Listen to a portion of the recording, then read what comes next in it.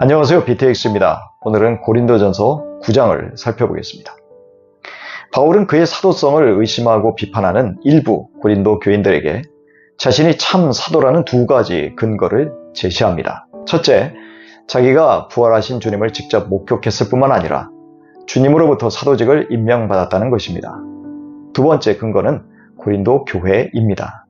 바울이 고린도에서 사도로 사역한 결과의 열매인 고린도 교회만큼은 바울이 사도임을 입증한다는 것입니다. 그렇다면 바울은 사도로서 자신이 요구할 수 있는 권리가 있는 것이지요. 여기에는 사도로서 먹고 마실 권리, 즉 생존을 위한 기본적 필요들을 지원받을 권리가 있다는 것입니다. 다른 사도들처럼 믿음의 자매된 아내를 데리고 다닐 권리가 있다고 주장합니다. 당시에 사도들이 아내를 동반해서 선교 여행할 때 재정을 지원받았던 것으로 보입니다. 하지만 바울과 바나바는 스스로의 사역비를 충당하는 자비량 선교를 했습니다. 바울과 바나바도 일하지 않고 교회의 재정 지원을 받을 권리가 있었지만 그 권리를 포기한 것입니다.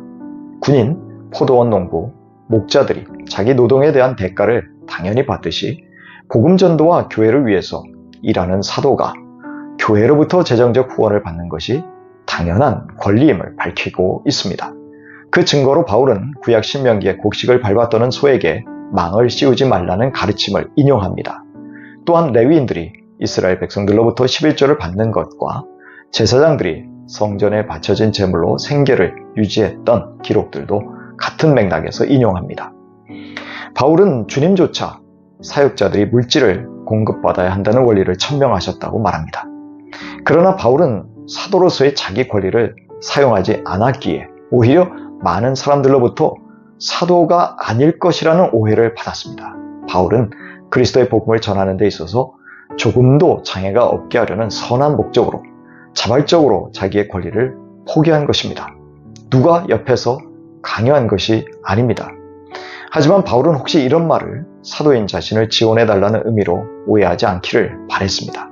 바울은 지금 자랑스러운 모습으로 살아가고 있는데 구차한 오해를 받는다면 차라리 그렇게 살다가 굶어 죽는 것이 낫겠다고까지 말합니다.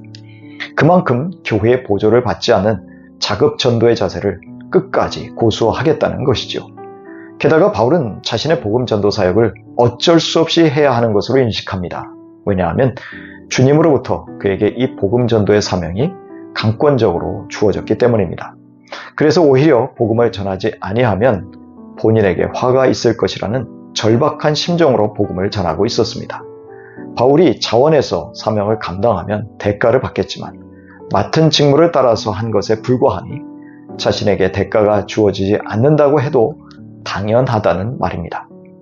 바울에게는 복음 전도자로서의 권리나 대우보다 주님이 불러서 맡기신 사명과 책임이 더 크다고 말합니다. 그렇기에 주님의 일꾼으로서 값없이 전하고 자기의 권리를 내세우지 않고 전적으로 봉사하는 것이 자신의 대가라는 생각을 밝히고 있습니다. 바울은 자유인으로 있을 때에 하나님으로부터 이방 선교사의 사명을 받았지만 더 많은 사람을 그리스도께 인도하여 구원 얻도록 자기 스스로 모든 사람에게 종이 되었다고 말합니다. 그래서 바울은 유대인에게는 유대인같이 되었고 율법 아래에 있는 자들에게는 율법 아래에 있는 자와 같이 되었습니다. 그러므로 유대인들의 할례나 음식, 안식일과 같은 율법으로부터 바울은 자유로웠습니다. 그러나 전도의 대상이 유대인이라면 굳이 그들이 싫어하는 모습을 고집하지 않았다는 것입니다. 그래서 유대인들의 법에 종속되지 않으면서도 유대인들의 관습을 존중하여 그들과 같이 되어 전도하였습니다. 이것이 바울이 자유롭지만 종으로 섬긴 모습이었습니다. 마찬가지로 바울은 율법이 없는 자들에게 율법 없는 자와 같이 되었습니다. 바울은 유대인의 율법이 금하는 음식을 이방인들과 같이 먹었습니다. 그리고 이방인들에게 할례를 요구하지 않았습니다. 약한 자들에게는 바울이 약한 자의 모습으로 다가갔습니다. 당시 약한 사람들은 이제 갓 그리스도인이 된 유대인들로서 이들은 유대인이 지켜야 할 금기나 문화로부터 자유롭지 못했습니다. 하지만 바울은 이들을 인정하고 수용하는 태도를 보였습니다. 왜냐하면 그가 어떻게 해서든지 몇 사람이라도 구원 얻게 하기 위해서였습니다. 바울은 복음의 본질은 타협하지 않으면서도 전도할 대상에 대한 세심한 배려를 통해 전도의 효과를 높이고자 한 것입니다.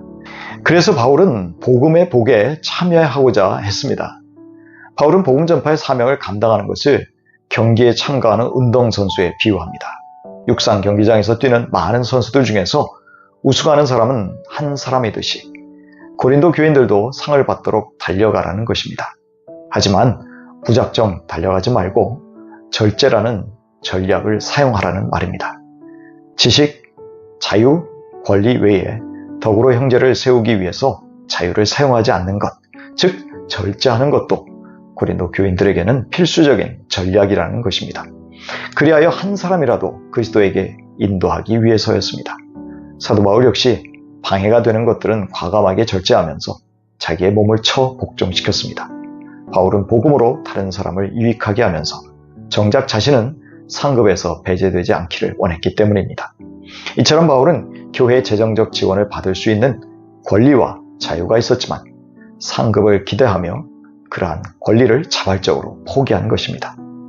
수많은 사역자들이 교회 사역을 얻지 못하고 있고 받는 사례가 생활하기에 너무 적어서 아르바이트를 해서 생활하는 사역자들도 많이 있습니다. 아마도 앞으로 그런 경우들이 많아질 것입니다. 그런데 바울이 자기 사명을 위해서 자유롭게 일하면서 복음을 전한 모습은 우리에게 소중한 메시지를 던집니다.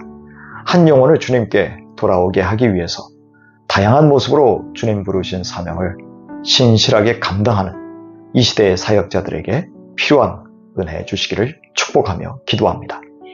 고린도전서 9장 22절 이하입니다. 믿음이 약한 사람들에게는 약한 사람들을 얻으려고 약한 사람이 되었습니다. 나는 모든 종류의 사람에게 모든 것이 다 되었습니다.